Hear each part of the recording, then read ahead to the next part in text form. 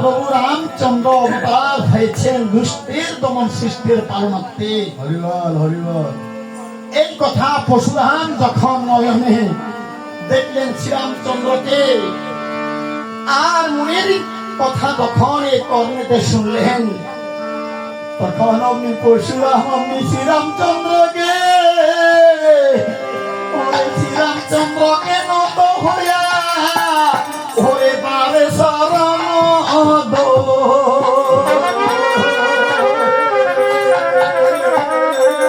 প্রভু বৈকুণ্ঠের গোসাই, কথা বলেছি আমার অপরাধ হয়েছে, ওরে অপরাধ ক্ষমা করো ওগো তুমি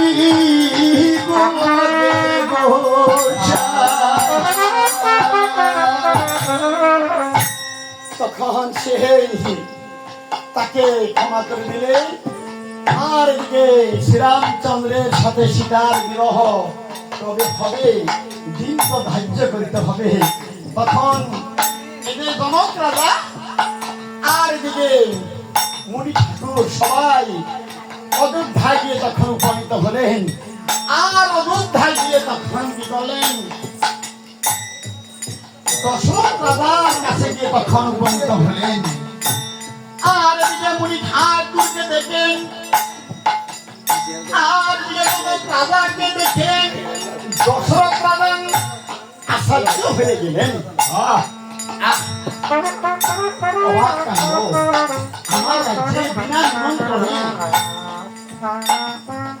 জনকৃষি এলেন আমার বন্ধু, আর এই যে পূজ্য পাদ মুনি ঋষিগণ আসলেন,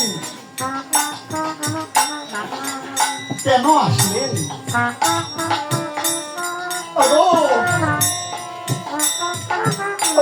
মহারাজ শুনেন দিয়ে মন, এমন সময় আপনি আমার রাজ্যে এসেছেন কিসের কারণ?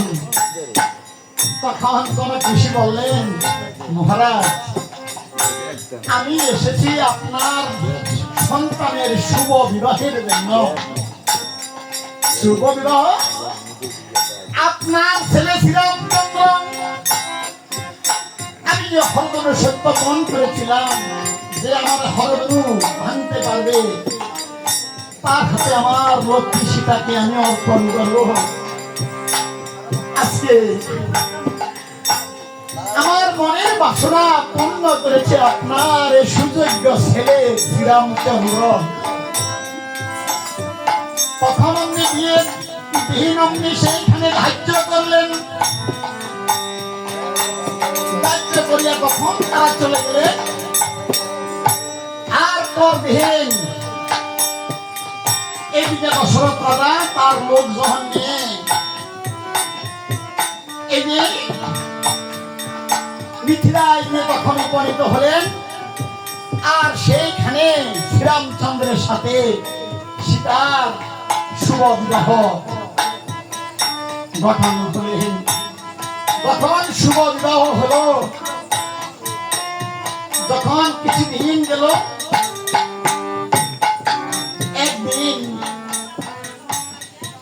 এই রাজন্যবর্গ তারা এই যে শ্রীরামচন্দ্রের পিতা দশরথ রাজাকে বললেন, মহারাজ আপনার এই সুযোগ্য ছেলে শ্রীরামচন্দ্র, রামের যেমন শীল তেমন তার ব্যবহার।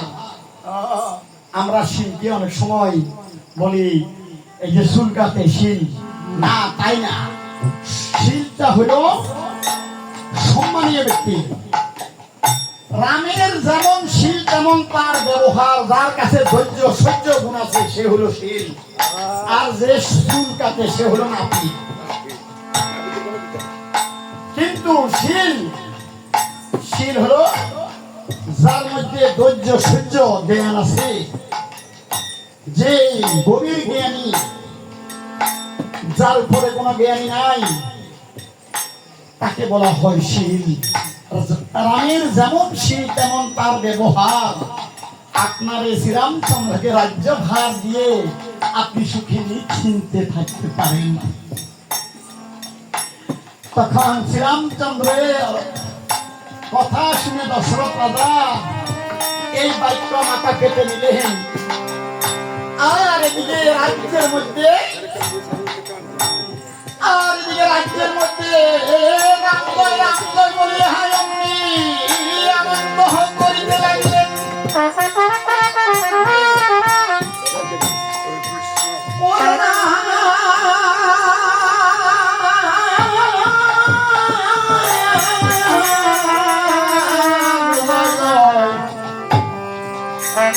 ধনী করে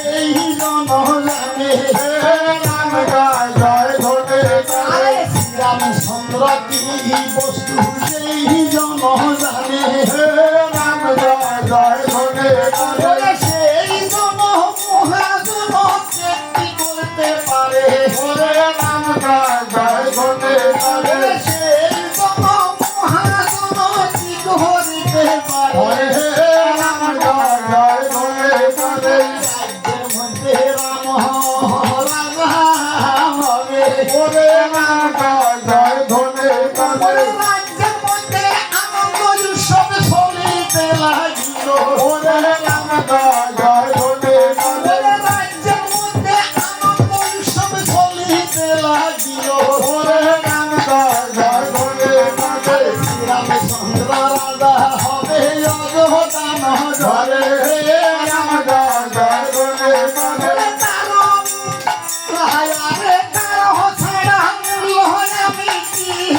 তাই পাবো রাম জয় জয় ধনে তুলসী দহন আমি কোথায় পাবো রাম জয় জয় ধনে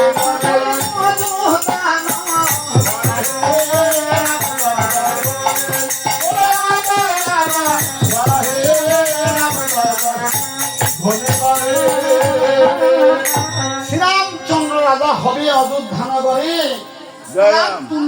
ধন আমি কোথায় গেলে আমি কি করিতে পারবো, কোথায় গেলে আমি এই ধন পাবো না। শ্রীরামচন্দ্রের মতো এমন ধন এই পৃথিবীর বুকে না। সে রাজা হলে এই রাজ্যখানা শান্তি শৃঙ্খলা বজিয়ে থাকবে। সে ত্যাগী হবে, প্রগাঢ় শান্তি সদাই সর্বদাই নয়নে দেখবে। এই ভেবে অযোধ্যা নগরে শ্রীরামচন্দ্রের জয়ধ্বনি করিতে লাগলেন।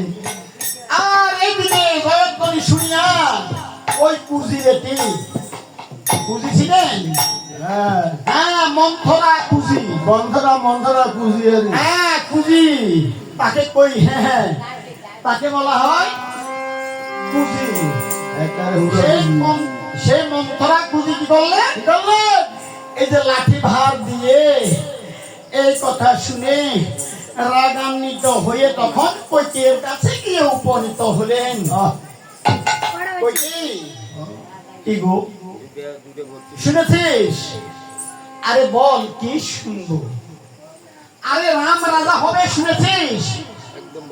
আরে রাম রাজা হবে ভালো কথা, রাম রাজা হবে আর তো ভালো কথা। সে হলো বড় ছেলে, আরে বড় ছেলে রাজা হবে এটা তো শাস্ত্রের রীতিনীতি। আনন্দের কথা। হ্যাঁ ছোট ছোট ছেলে কি রাজা হয় না? কি বলিস এই বোকা কোথায়? আরে রাম রাজা হলে আরে কৌশল্যাকে বলবে রাম রাজার মা, আর তোকে বলবে শুধুমাত্র ভরতের মা, তোর সম্মান মোটে থাকবে না। আরে এখন যে তোকে ভালোবাসে, আরে রাম যদি রাজা হয় তাহলে এই ভালোবাসা আর থাকবে না। না, সেই ভালোবাসা রামের মা কৌশল্যা পাবে। আরে কি বলিস ও মন্থরা? ও